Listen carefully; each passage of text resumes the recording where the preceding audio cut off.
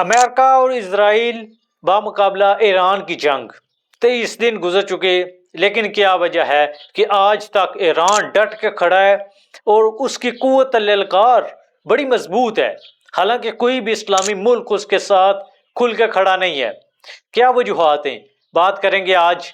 کہتے ہیں کہ سب سے پہلے ایران کی جو طاقت ہے وہ اس کے سستے ڈرونز ہیں، ڈرونز جو تقریباً $50,000 کے ہیں، اور اس کو انٹرسپٹ کرنے کے لیے ملینز آف ڈالرز کے انٹرسپٹر یوز ہو رہے ہیں۔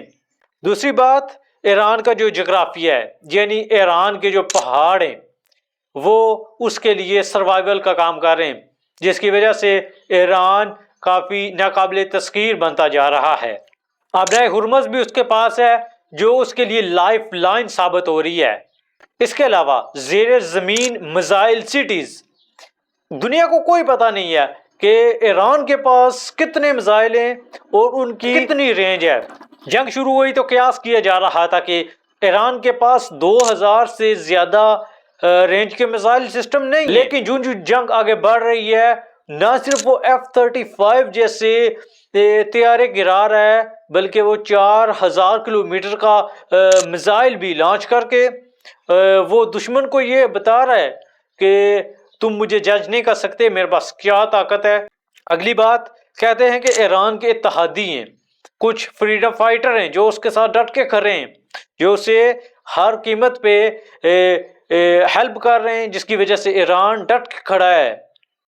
اس کے بعد کہتے ہیں کہ یہ خود کفیل ہیں، اپنی چیزیں خود بناتے ہیں، یعنی اپنی جو بنیادی ضروریات ہیں اس کے لیے بیرونی دنیا پہ منحصر نہیں ہیں، یہ خود ہی وہ بناتے ہیں، خود ہی پروڈیوس کر کے یہ اپنا نظام چلاتے ہیں۔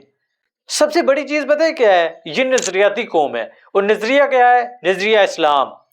اور ان کے ذہن میں ایک ہی چیز ہے کہ کربلا کا پیغام، حضرت حسین نے شہادت تو دے دی لیکن فرعون کی بیعت نہ کی۔